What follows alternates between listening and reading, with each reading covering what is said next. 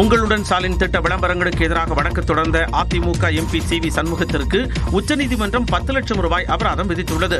இது தொடர்பான வழக்கில் தீர்ப்பளித்த தலைமை நீதிபதி கவாய் அமர்வு, மனுதாரருக்கு அக்கறை இருந்தால் பல அரசியல் கட்சிகள் கொண்டு வந்த அனைத்து திட்டங்களுக்கும் எதிராக மனுவை தாக்கல் செய்திருக்க வேண்டும் என்றனர். சி.வி. சண்முகம் தரப்பிற்கு கண்டனம் தெரிவித்த உச்சநீதிமன்றம் 10 லட்சம் ரூபாய் அபராதம் விதித்து உத்தரவிட்டனர்.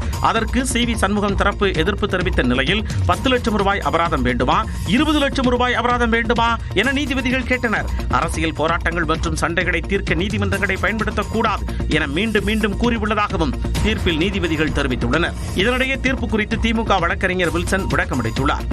தொகையாக திரு சி.வி. சண்முகம் ஒரு வாரத்துக்குள் ரூபாய் 10 லட்சம் தமிழக அரசுக்கு செலுத்த வேண்டும் என்றும், அந்த பணம் 10 லட்சம் ரூபாய் சி.வி. சண்முகம் அவர்கள் செலுத்தும் பட்சத்தில் அதை மக்கள் நலன் காக்கும் திட்டத்தில் பயன்படுத்தலாம், தமிழக அரசு பயன்படுத்தலாம் என்று அந்த உத்தரவில் கூறியுள்ளனர். அது மட்டும் இல்லாமல் அவர் ஒரு வாரத்துக்குள் அந்த பணத்தை 10 லட்சத்தை அவர் கட்டவில்லை என்றால் நீதிமன்ற அவமதிப்பு வழக்கு அவர் மேல் தொடரலாம் என்று உத்தரவிடப்பட்டுள்ளது. அரசியல் உள்நோக்கத்துடன் மனு தாக்கல் செய்யப்பட்டிருப்பதை உணர்ந்து இந்த வழக்கை உச்சநீதிமன்றம் தள்ளுபடி செய்ததாகவும் அவர் தெரிவித்தார். பல்வேறு நெருக்கடிகளுக்கிடையே தமிழ்நாடு இரட்டை இலக்க பொருளாதார வளர்ச்சியை அடைந்திருப்பதாக முதலமைச்சர் மு.க.ஸ்டாலின் பெருமிதம் தெரிவித்தார். சென்னை நந்தம்பாக்கத்தில் நடைபெற்ற நிகழ்ச்சியில் நகராட்சி நிர்வாகம் மற்றும் குடிநீர் வழங்கல் துறையில் தேர்வு செய்யப்பட்டுள்ள 2538 பேருக்கு முதலமைச்சர் மு.க.ஸ்டாலின் பணி நியமன ஆணைகளை வழங்கினார். பின்னர் பேசிய முதலமைச்சர் தமிழ்நாட்டின் பொருளாதார வளர்ச்சி பெரும் உச்சத்தை தொட்டிருப்பதாக தெரிவித்தார். 2010-11 ஆண்டு நிதியாண்டுல நம்முடைய முத்தமிழறிஞர் தலைவர் கலைஞர் ஆட்சியில தான் தமிழ்நாட்டினுடைய பொருளாதார வளர்ச்சி 13.12 விழுக்காடா இருந்துச்சு. 14 ஆண்டுகளுக்கு பிறகு மீண்டும் கழக ஆட்சியில இரட்டை இலக்க பொருளாதார வளர்ச்சியை தமிழ்நாடு எட்டியிருக்கு. இந்தியாவிலேயே மிக வேகமாக வளரும் பொருளாதாரமாக தமிழ்நாடு இருப்பதாகவும் முதலமைச்சர் தெரிவித்தார். இது சாதாரணமாக நடந்ததில்லை. பல்வேறு நெருக்கடிகள், அவதூறுகளுக்கு இடையில தான் இந்த வெற்றியை நாம் அடைஞ்சிருக்கிறோம். அந்த வகையில இது ரொம்ப ஸ்பெஷலான வெற்றி. இந்த வெற்றியை தன் மீது நம்பிக்கை வைத்துள்ள மக்களுக்கு காணிக்கையாக்குவதாக முதலமைச்சர் கூறினார். இதனிடையே 4 ஆண்டுகளில் 1,08,000 பேரை அரசு பணிக்கு தேர்வு செய்திருப்பதாக கூறிய முதலமைச்சர் ஸ்டாலின், கல்லூரியில் பயிலும் 20 லட்சம் மாணவர்களுக்கு லேப்டாப் வழங்கப்படும் என அறிவித்தார். திருப்பூரில் வரதட்சணை கொடுமையால் திருமணமான 10 மாதத்தில் பெண் தூக்கிட்டு தற்கொலை செய்து கொண்ட சம்பவம் அதிர்ச்சியை ஏற்படுத்தியுள்ளது. திருப்பூர் பிரெண்ட்ஸ் கார்டன் பகுதியைச் சேர்ந்தவர் சுகந்தி. இவரது மகள் பிரீத்திக்கும் ஈரோடு மாவட்டம் வீரப்பன்சத்திரம் பகுதியைச் சேர்ந்த சத்தீஸ்வர் என்பவருக்கும் கடந்த ஆண்டு செப்டம்பர் மாதம் திருமணம் நடைபெற்றது. அப்போது 120 சவர நகை, 25 லட்சம் ரூபாய் ரொக்கம், 38 லட்சம் ரூபாய் மதிப்புடைய சொகுசு கார் உள்ளிட்டவை பெண் வீட்டு தரப்பில் வரதட்சணையாக வழங்கியதாக கூறப்படுகிறது.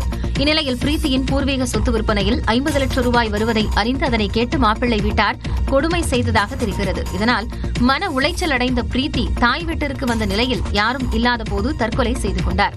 சொத்தை வித்து பணம் கொடுத்தாதான் நீ என் கூட வாழ்வ அப்படிங்கிற கண்டிஷனுக்கு பண்ணி எல்லாம் ஒரே டார்ச்சர் பண்ணி இன்னைக்கு புள்ள தவறிடுச்சு, சூசைடு பண்ணி இறந்துருச்சு.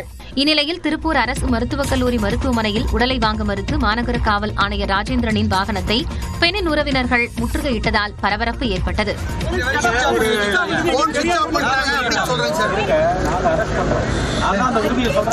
இதைத் தொடர்ந்து அவர் உரிய விசாரணை நடத்துவதாக உறுதியளித்ததை அடுத்து உடலை பெற சம்மதம் தெரிவித்தனர்.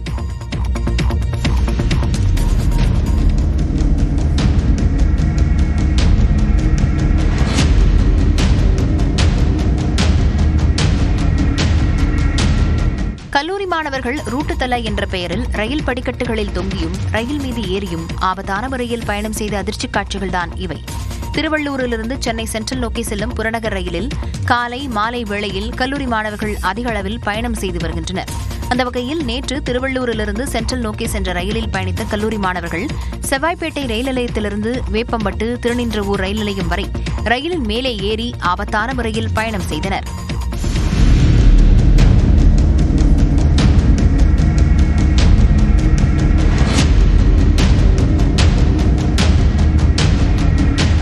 ரயிலின் பக்கவாட்டில் தொங்கியபடி சென்றதுடன் பயணிகளை அச்சுறுத்தும் செயல்களில் ஈடுபட்டவர்கள் மீது உரிய நடவடிக்கை எடுக்க வேண்டும் என்று கோரிக்கை எழுந்துள்ளது.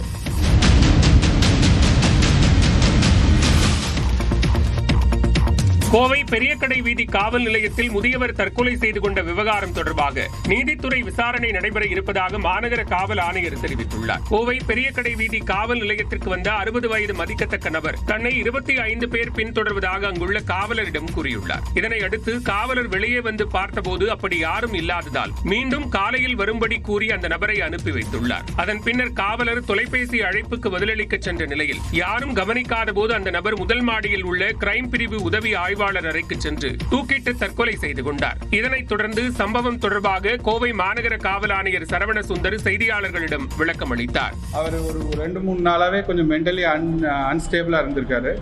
ஒரு 10 பேர் என்னை துரத்துறாங்க, 20 பேர் துரத்துறாங்கிற மாதிரி அவங்க ஃபேமிலிஸ்டையும் சொல்லியிருக்காரு. இதனிடையே பணியின் போது அலட்சியமாக இருந்ததாக காவலர் செந்தில்குமாரும் அறையை பூட்டாமல் சென்றதாக உதவி ஆய்வாளர் நாகராஜும் ஆயுதப்படைக்கு மாற்றப்பட்டனர். தமிழ்நாட்டின் அரசியல் களத்தை பரபரப்பாக்கிய செய்திகளை டாப் 5 அரசியல் செய்திகள் பகுதியில் பார்க்கலாம். கழுதை தேய்ந்து கட்டெரும்பான கதை போல கம்யூனிஸ்ட் கட்சிகள் ஆகிவிட்டதாக எதிர்க்கட்சித் தலைவர் எடப்பாடி பழனிசாமி விமர்சித்துள்ளார். தென்காசி மாவட்டம் கடையநல்லூர், வாசுதேவநல்லூர், புடியங்குடி, சங்கரன்கோவில் உள்ளிட்ட இடங்களில் எடப்பாடி பழனிசாமி பிரச்சாரம் மேற்கொண்டார். அப்போது திமுகவை விமர்சனம் செய்தால் கம்யூனிஸ்ட் கட்சிகளுக்கு ஏன் கோபம் வருகிறது என்று கேள்வி எழுப்பினார். தென்னை மரத்துல தேல் கொட்டுனா பனை மரத்துல நெறி கட்டுவாங்க. அப்படி திமுக பத்தி அண்ணா திமுக கட்சி சேர்ந்த எதிர்க்கட்சி தலைவர் பேசுகின்ற பொழுது உங்களுக்கு ஏங்க கோபம் வருது? உங்களுக்கு ஏங்க எரிச்சு போடுறீங்க? முன்னதாக தென்காசியில் விவசாய பிரதிநிதிகளுடன் எடப்பாடி பழனிசாமி கலந்துரையாடினார். அப்போது குற்றாலம் அருவியை நிர்வகிப்பது தொடர்பாக வனத்துறைக்கும் பொதுப்பணித்துறைக்கும் இடையேயான மோதல் போக்கு குறித்து விவசாயிகள் விவரித்தனர். இது தொடர்பாக ஆகஸ்ட் 15ஆம் தேதி நடத்தவுள்ள போராட்டத்திற்கு அதிமுக ஆதரவளிக்க வேண்டும் என்றும் இபிஎஸ் இடம் விவசாயிகள் கோரிக்கை வைத்தனர். கம்யூனிஸ்ட் கட்சிகளை திமுக விழுங்கிவிட்டதாக அதிமுக பொதுச் செயலாளர் எடப்பாடி பழனிசாமி விமர்சித்திருந்த நிலையில் பாஜகவிடம் சிக்கியவர் பிதற்றிக் கொண்டு இருப்பதாக இந்திய கம்யூனிஸ்ட் கட்சியின் மாநில செயலாளர் முத்தரசன் பதிலடி கொடுத்துள்ளார். எங்களை பற்றி விமர்சனம் செய்வதை விட்டுவிட்டு உங்க கட்சியில் என்ன நடக்குது என்பதை திரு முத்தரசன் பார்க்க வேண்டும். கொஞ்சம் கொஞ்சமா திமுக கம்யூனிஸ்ட் கட்சியை விழுங்கிக் கொண்டிருக்கின்றது. கொஞ்சம் கொஞ்சமா கம்யூனிஸ்ட் கட்சியை திமுக விலகிக் கொண்டிருக்கிறது.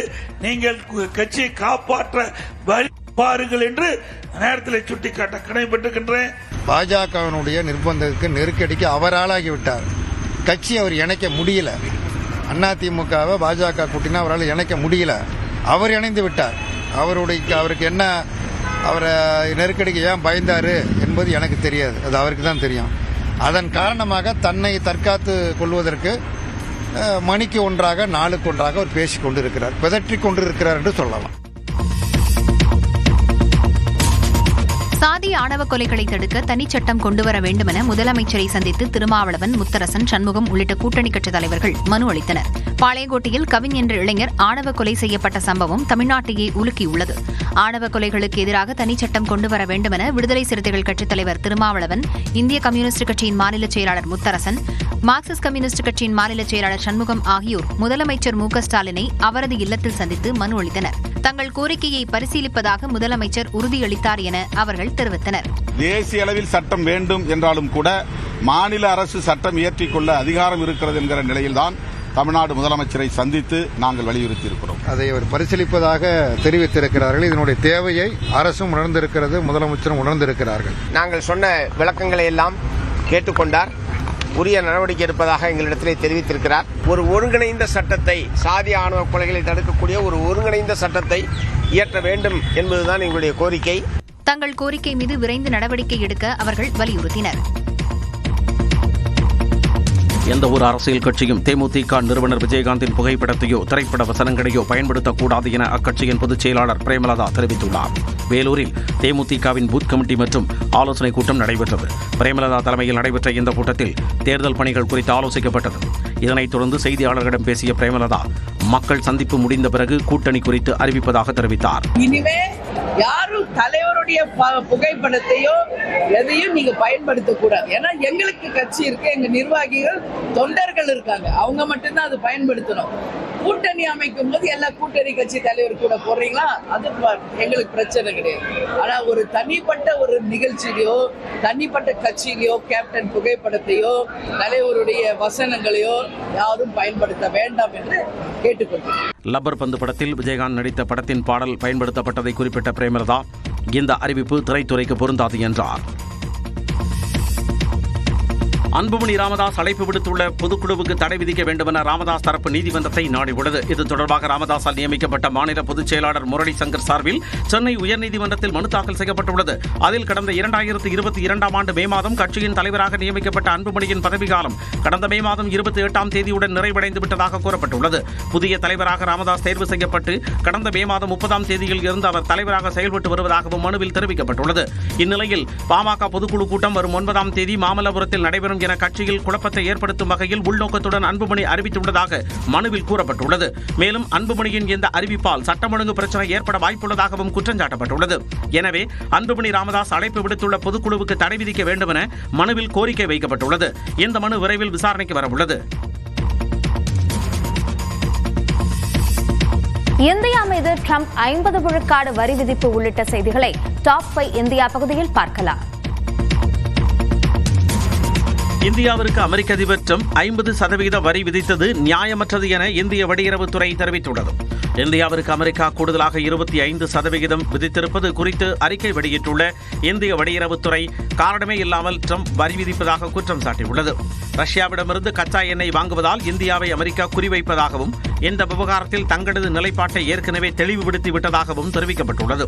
பல்வேறு நாடுகளும் தேச நலனுக்காக பல நடவடிக்கைகளை எடுப்பதாக தெரிவித்துள்ள இந்திய வெளியுறவுத்துறை அமெரிக்கா விவகாரத்தில் இந்தியாவும் அதே நிலைப்பாட்டை எடுக்கும் என பதிலடி கொடுத்துள்ளது. 140 கோடி மக்களின் எரிபொருள் தேவைக்காக ரஷ்யாவில் இருந்து கச்சா எண்ணெய் இறக்குமதி செய்யப்படுவதாக விளக்கமளித்துள்ள மத்திய அரசு தேச நலன்களை பாதுகாக்க தேவையான அனைத்து நடவடிக்கைகளும் மேற்கொள்ளப்படும் என தெரிவித்துள்ளது. இந்தியாவில் இருந்து அமெரிக்காவிற்கு இறக்குமதியாகும் பொருட்களுக்கு 25% கூடுதல் வரி விதிக்கும் உத்தரவில் அந்நாட்டு அதிபர் ட்ரம்ப் கையெழுத்திட்டுள்ளார். அமெரிக்க பொருட்களுக்கு இந்தியா அதிக வரி விதிப்பதாக குற்றம் சாட்டிய ட்ரம்ப் இந்திய பொருட்களுக்கு 25% வரி விதிப்பதாக அறிவித்திருந்தார். இந்த நடைமுறை இன்று முதல் அமலுக்கு வரவுள்ள நிலையில் ரஷ்யாவில் இருந்து இந்தியா அதிக அளவில் கச்சா எண்ணெய் வாங்குவதால் கூடுதல் வரி விதிக்க இருப்பதாக நியூஸ் 18 குழுமத்திற்கு தொலைபேசி வாயிலாக பிரத்யேக பேட்டி அளித்த போது தெரிவித்திருந்தார். அந்த வகையில் ஏற்கனவே விதிக்கப்பட்ட 25% வரியுடன் கூடுதலாக 25% வரி விதிக்கும் உத்தரவில் அமெரிக்க அதிபர் ட்ரம்ப் கையெழுத்திட்டுள்ளார். இதன் மூலம் இந்திய பொருட்களுக்கு மொத்தமாக ட்ரம்ப் 50% வரி விதித்துள்ளார். இந்திய அரசு தற்பொழுது நேரடியாகவோ அல்லது மறைமுகமாகவோ ரஷ்யாவில் இருந்து அதிக அளவில் கச்சா எண்ணெய் இறக்குமதி செய்வதை காண்பதாகவும் அந்த உத்தரவில் தெரிவிக்கப்பட்டுள்ளது. இந்த நிலையில் கூடுதலாக விதிக்கப்பட்டுள்ள 25% வரி நடைமுறை இன்னும் 3 வாரங்களில் அமலுக்கு வரும் என தெரிவிக்கப்பட்டுள்ளது. அமெரிக்காவின் வரி விதிப்பால் திருப்பூரில் மட்டும் 12,000 கோடி ரூபாய் ஏற்றுமதி பாதிக்கப்படும் என திருப்பூர் ஏற்றுமதியாளர் சங்க தலைவர் சுப்பிரமணியன் கவலை தெரிவித்துள்ளார். 25% முதல் வரி விதிப்பு, இரண்டாவது 25% என்பது மிகவும் அதிகம். கண்டிப்பாக இது எங்களது ஏற்றுமதி பாதிக்கும். அதிலும் குறிப்பாக ஒரு 40,000 கோடி ரூபாய் ஏற்றுமதியில் 30-35% அமெரிக்க வர்த்தகம் செய்து கொண்டிருக்கிறோம். குறிப்பாக ஒரு 12,000 கோடி ரூபாய் நோக்கி இந்த வர்த்தகம் பாதிக்கும். இதை நாங்கள் சரி செய்ய நிச்சயமாக இங்கிலாந்துடனோ அல்லது ஐரோப்பிய நாடுகளுடைய வரியில்லா வர்த்தக ஒப்பந்தம் கையெழுத்தானால் அந்த ஆர்டர்களை அதிகரிக்க முயற்சி செய்வோம். இதற்கு ஒரு நல்ல முடிவை மத்திய அரசு தலையிட்டு எடுக்கும் என்று எதிர்பார்க்கின்றேன். அப்படி இல்லை என்றாலும் இந்த மற்ற நாடுகளுடைய வியாபாரத்தை வைத்து நாங்கள் சரி செய்து கொள்வோம். ட்ரம்பின் வரி விதிப்பால் பாதிக்கப்பட போவது அமெரிக்க நுகர்வோர்கள்தான் என்றும் சுப்பிரமணியன் கூறினார்.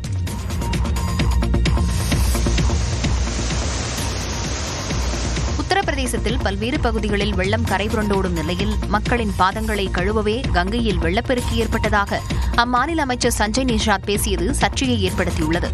உத்தரப்பிரதேசத்தில் கடந்த சில நாட்களாக பெய்யும் மழையால் கங்கை மற்றும் யமுனை ஆற்றில் வெள்ளப்பெருக்கு ஏற்பட்டு பிரயாக்ராஜ், வாரணாசி உள்ளிட்ட பகுதிகளில் கடும் பாதிப்பு ஏற்பட்டுள்ளது. கான்பூர் மாவட்டம் தேஹாத் பகுதியில் வெள்ளத்தால் பாதிக்கப்பட்ட பகுதிகளை பார்வையிட்ட அம்மாநில மீன்வளத்துறை அமைச்சர் சஞ்சய் நிஷாத்திடம் பெண்மணி ஒருவர் வெள்ள பாதிப்பு குறித்து விவரித்தார். அப்போது கங்கை மாதா உங்கள் வீடு தேடி வந்து பாதங்களை சுத்தம் செய்திருப்பதாகவும் இது உங்களை நேரடியாக சொர்க்கத்திற்கு அழைத்துச் செல்லும் என்றும் சஞ்சய் நிஷாத் தெரிவித்தார்.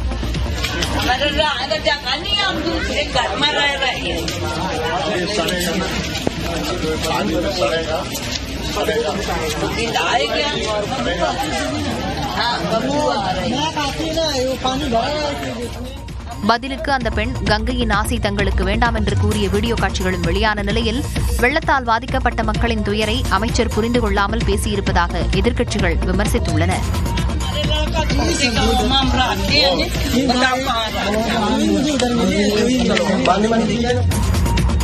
உத்தராகண்ட் மாநிலம் ரிஷிகேஷில் கொட்டித் தீர்த்த கனமழையால் கங்கை ஆற்றில் வெள்ளம் கரைபுரண்டு ஓடியது. பரமார்த் நிகேதன் ஆசிரமத்தின் ஆரத்தி ஸ்தலத்தில் சிவன் சிலையை கங்கை தொட்டுச் செல்கிறது.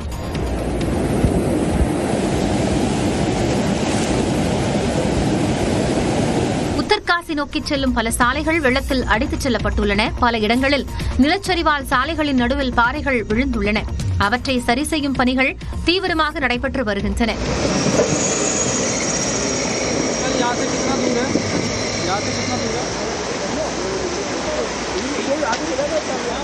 இதனிடையே ஹரித்வாரில் திடீரென மலையிலிருந்து பாறைகள் சரிந்த நிலையில் இருசக்கர வாகனத்தில் சென்ற இளைஞர்கள் நல்வாய்ப்பாக உயிர் தப்பினர்.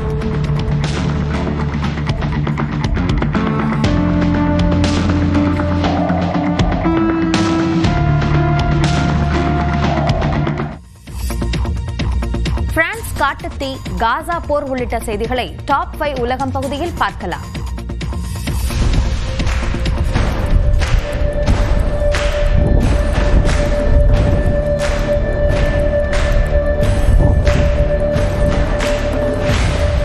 பிரான்சில் பற்றி எரியக்கூடிய காட்டுத்தீயை அணைக்கக்கூடிய பணியில் விமானங்கள் ஈடுபடுத்தப்பட்டுள்ளன. ஸ்பெயின் எல்லையை ஒட்டிய பகுதியில் காட்டுத்தீ வேகமாக பரவி வருகிறது. இதுவரை 32,000 ஏக்கர் பரப்பளவில் மரங்கள் எரிந்துள்ளன. கடும் வெப்பம், பலத்த காற்று மற்றும் காய்ந்து கிடக்கக்கூடிய புதர்களால் தீ பரவக்கூடிய வேகம் அதிகரித்துள்ளது. தீ பிடித்த பகுதியில் காணாமல் போன ஒருவர் உயிரிழந்திருக்கக்கூடிய நிலையில் தீயணைப்பு வீரர்கள் 11 பேர் உட்பட 25 பேர் இதுவரை காயமடைந்துள்ளனர். சுமார் 2100 பேர் தீயை அணைக்கக்கூடிய பணியில் ஈடுபட்டிருப்பதாக அரசு அறிவித்துள்ளது.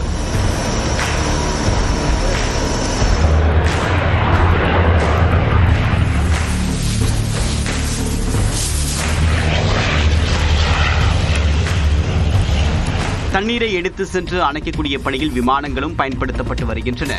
பரப்பளவில் பாரிஸ் நகரை விட அதிகமான பகுதியில் எரிந்திருக்கக்கூடிய நிலையில் கணிக்க முடியாத பேரிடர் என்று பிரான்ஸ் பிரதமர் பிரான்கோயிஸ் பைரோ கவலை தெரிவித்துள்ளார்.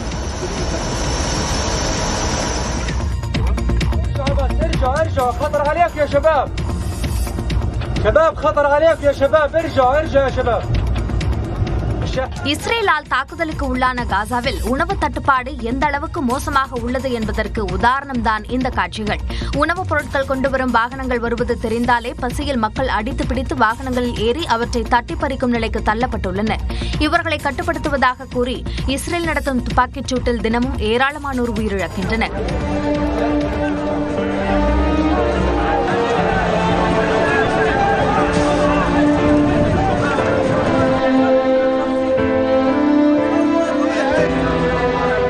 கடைசியாக இப்படி உணவுக்காக தவித்த பாலஸ்தீனியர்களில் 28 பேரை இஸ்ரேல் சுட்டுக் கொண்டுள்ளது. இதனிடையே எகிப்து வழியாக 800 லாரிகளில் உணவுப் பொருட்கள் கொண்டு செல்லப்பட்டு வருகின்றன.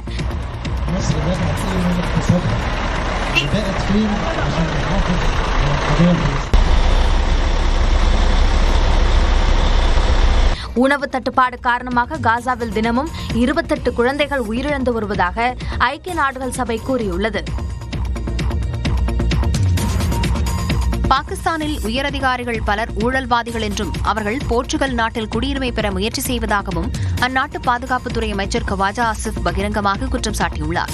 எக்ஸ் பக்கத்தில் பதிவிட்டுள்ள அவர் அரசியல்வாதிகள் மட்டும் அனைத்து படிகளுக்கும் ஆளாவதாக குறிப்பிட்டுள்ளார். ஆனால் அதிகாரிகள் ஊழல் மூலம் பெரும் செல்வத்தை சேர்த்திருப்பதாகவும், குறிப்பாக பஞ்சாப் முன்னாள் முதலமைச்சர் உஸ்மான் புஸ்தாருக்கு நெருக்கமான ஒரு மூத்த அதிகாரி தன் மகள் திருமணத்தில் 400 கோடி ரூபாய்க்கு பரிசுப் பொருட்கள் பெற்றதாகவும் குற்றம் சாட்டியுள்ளார். உயரதிகாரிகளில் பாதிக்கும் மேற்பட்டோர் கருப்பு பணத்தை பயன்படுத்தி போர்ச்சுகல் நாட்டில் சொத்துக்களை வாங்கி குவித்திருப்பதாகவும் அந்நாட்டிற்கு தப்பியோடும் நோக்கில் குடியுரிமை பெற முயற்சி செய்து வருவதாகவும் குறிப்பிட்டுள்ளார். இந்த அதிகாரிகளின் செயல்கள் வெட்கக்கேடானது என்று கூறியுள்ள கவாஜா ஆசிப், இத்தகைய அதிகாரிகளால் பாகிஸ்தான் நிலம் கரைபடிந்து விட்டதாகவும் ஆதங்கம் தெரிவித்துள்ளார். மேலும் அரசியல்வாதிகள் தேர்தலை சந்திக்க வேண்டியிருப்பதால் வெளிநாட்டில் குடியுரிமையோ அல்லது குடியிருப்புகளையோ வாங்க முடியவில்லை என்றும் ஆசிப் தெரிவித்துள்ளார். சீன தலைநகர் பெய்ஜிங்கில் விளக்கு திருவிழாவிற்கான ஏற்பாடுகள் வண்ணமயமாக நடைபெற்று வருகின்றன. பெய்ஜிங் நகரில் உள்ள ஷிஜின்சாங் என்ற கேளிக்கை பூங்காவில் விளக்கு திருவிழா நாளை தொடங்க உள்ளது. இதனை முன்னிட்டு சீனாவின் கலாச்சாரம் மற்றும் பாரம்பரியத்தை பிரதிபலிக்கும் வகையில் சுமார் 3 லட்சம் சதுர அடி பரப்பளவில் 7 கருப்பொருளுடன் விளக்குகள் வடிவமைக்கப்பட்டுள்ளன. இந்த திருவிழா கோடைகாலம் முதல் குளிர்காலம் வரை நீடித்த அற்புதமான ஒளி அனுபவத்தை சுற்றுலா பயணிகளுக்கு வழங்கும் என்றும் பொழுதுபோக்கு பூங்கா ஒரு அதிசய நிலமாக மாறும் என்றும் நிகழ்ச்சி ஏற்பாட்டாளர்கள் தெரிவித்துள்ளனர்.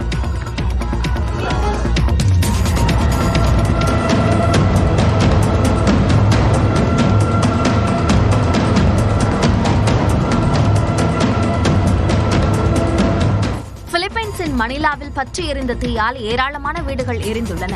வீடு ஒன்றில் பிடித்த தீ அடுத்தடுத்த வீடுகளுக்கும் பரவிய நிலையில் 50க்கும் மேற்பட்ட தீயணைப்பு வாகனங்களில் வீரர்கள் விரைந்தனர். ஆனாலும் உள்பகுதிக்குள் நுழைய முடியாததால் ஹெலிகாப்டர்கள் உதவிக்கு வரவழைக்கப்பட்டன. சுமார் 6 மணி நேர போராட்டத்திற்கு பிறகு தீ அணைக்கப்பட்டது.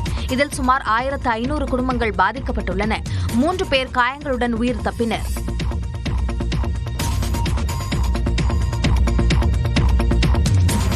பல்சுவை செய்திகளை பார்க்கலாம்.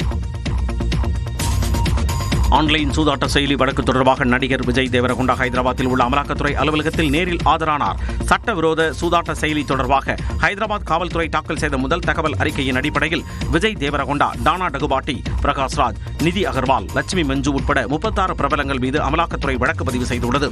செயலியை விளம்பரம் செய்ததன் மூலம் பெரிய அளவிலான பணம் கைமாற்றப்பட்டதா, அது பண மோசடியுடன் தொடர்புடையதா என சம்பந்தப்பட்டவர்களுக்கு அமலாக்கத்துறை சம்மன் அனுப்பி விசாரித்து வருகிறது.